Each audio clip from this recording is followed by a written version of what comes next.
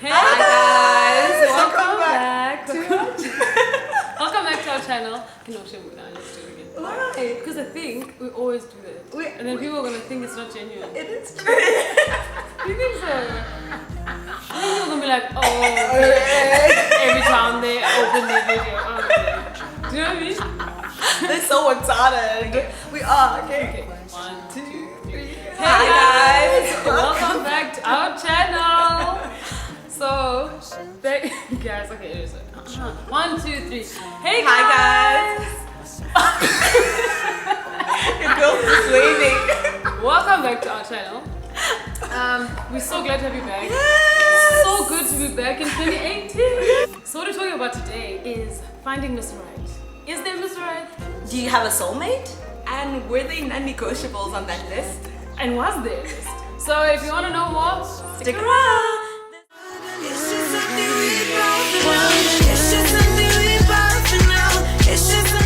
But this concept of there being a soulmate, and I think it's actually the movies, right? So that there's this one person somewhere in the world who's meant for you, and you guys are perfect together, and you're meant to have this wonderful life together. So the question is, I don't know, do you guys believe what do you think? So I think there's a pool of soulmates. There's a group of them. Yeah, that's so scary. Like in London, in Nigeria, in South Africa, there's a guy that can fit what would be my person, and where would have a deep, meaningful connection, and would feel like this fits right, and this is right. Yeah. If God orders your steps, how do you think about the tension between God orders your steps, brings you to the right places at the right time of your life, and if you're in Nigeria, that person that you meet and is right for you there is the soulmate, like it's predestined almost. So you're saying that if God orders your steps, then you would have been in Thailand and met your soulmate in there, Thailand. right? Like, If so that was the person you were meant to be if that was with. the person that you're meant to be with, right? I don't know. I just think there's a lot of people that you can just be compatible with. There's a lot of people that you can just make the decision. Because I think love is a decision. So I think that there's a lot of people that you can decide, be compatible with, and then decide to be with. I'm not sure that there's the one that you could possibly miss. You know what I'm saying? Like one day you might not even like reach him because you're in different places. I don't know if I believe that. No. It was just I was just questioning that. Yeah. So I don't know if he exists, and I don't know if we are supposed to even believe that he exists, because I think it just keeps things out of reach. Yeah. It just keeps the whole love thing out of reach all the time. Like I don't know. Maybe I can't date him because he's not Mr. Right. Yeah. He's not my boy. He's not Boaz, right? He doesn't meet the list. I struggle with the list thing because I feel like it presupposes that a human being is almost like you walking into a grocery store and you just like you are checking for certain things. And I feel like especially with the age of social media, which is like a man who make me happy, buy me, like there's a created idea of what this kind of right man is, right? Okay. And I think good relationships are built out of strong friendships. My thoughts. So a good friendship, but would you not write good friendship on that list? Okay. I mean, like you know what I'm saying? Like you've just mentioned a few things of a feature on the list. On the list. What do you think? So I mean, I think for me, the list thing is to almost have not necessarily have like a playbook to compare this person against, but to be intentional about at least what you think you would gel with nicely. So that's why, and I'll be the first to admit that there are some very superficial things in my life. Also, you have a list. I have like a running list in my mind, and it does have superficial things. But when looking, so things like I just like guys in cotton shirts. You can buy my cotton shirts, and I just like guys who iron their clothes. You can have them iron clothes. Just iron your clothes. I know. Exactly. But I think what would be interesting to see from you guys, or to hear rather, is just, has the list changed now that you're in a relationship? Is he the list? And what does that look like? Does it evolve over time? Because that's also a thing. I wrote my list, right? So I admit I did have a list. The question was, have things changed off of our lists? I think I did have a list, and then I wrote it, and it was long, guys. Really? I didn't know this. I know. It was long. And then I was like, okay, Missy, so are you expecting all of this to come in one person? Yeah. Or, what's going on? And then with time, I shaved it off, and then it just went down to one thing. Yeah. No, I don't want I'm sorry. It's like, no, don't be sorry. So sorry. Don't be sorry. It's just like it came down to one Yeah. particular thing that I thought was going to be important and was going to have eternal significance forever. So I don't know, man. And then when I met my boyfriend, he was great, but he wasn't necessarily like exactly what I pictured. Yes. You know what I mean? Yes. I'm there too. I mean, we love you guys. We love you. Like, it's not like Shout I out. pictured like this guy from here and this, and he's gonna be like this, and he's gonna be slightly like mysterious. And so I don't have that on my list, you know. But you love it. I love But no, what's interesting, I feel like your list almost, like your ideas change as with the person that you're with. Suddenly, the things that they are the things that you start to like.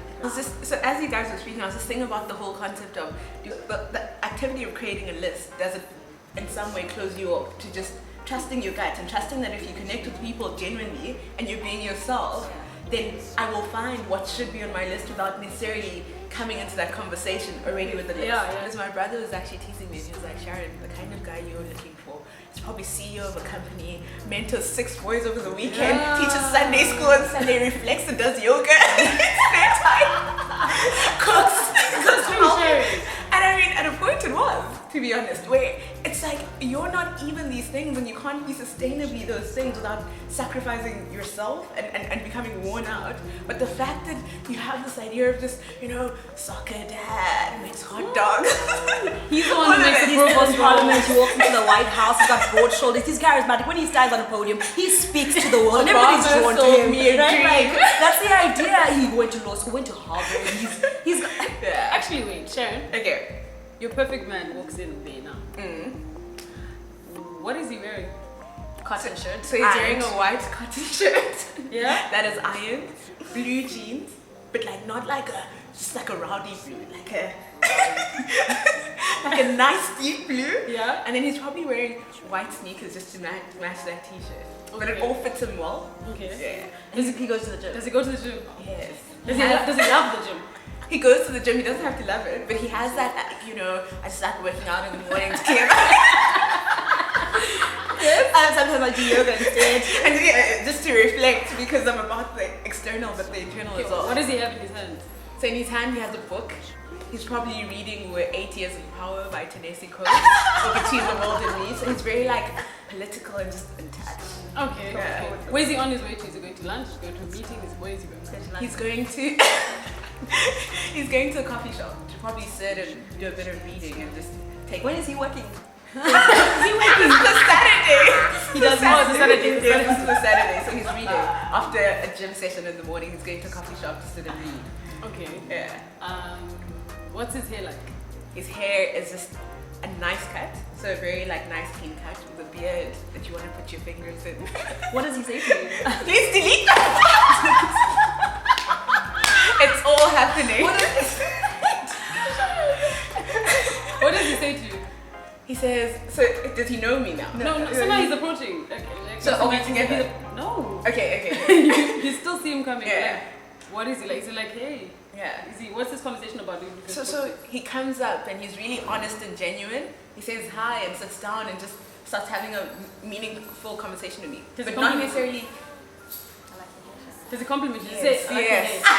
Does he say, How listen, natural and I love your classes. Yeah. What is he complimentary? So he compliments me, but what I also love is just honesty. So he's like, I thought you were beautiful and I want to talk to you. Oh yes. And then he sits down and just starts genuinely asking me interesting questions, and he has to have a sense of humor. So then we're clowning around and it's just good time. He smells good.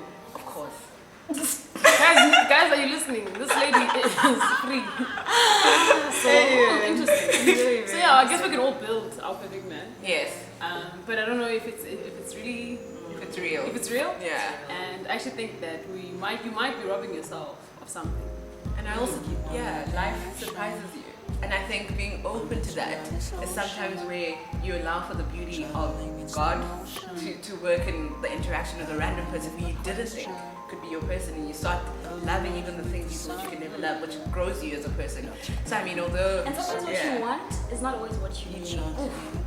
Like, that is true. And it's always surprising to me that like my soul, right? Like it needed this kind of building which looks so different in terms of the person I'm with. And I'm always like, who would I be if I had not encountered this human being, right? Like it's like there's a balancing and a kind of light that they bring into your life, and that's something to think about, right? Like, Anyways, Guys, thank you so much for listening. And thank you for tuning in. We really appreciate reading your comments and having your engagement. You know, want to know what are your Valentine's plans? And do you have a list? It's okay. Have you found Mr. Right? Do you have Miss Right? Did you find Mrs. Right? Oh, Yeah. yes. Is it Mrs.? Yes. This is Miss. Dr. Right. Hey, have you found Dr. Right? So anyways, guys, thank you so much. And we'll see you in the next one. Hi, bye, hello. Hello.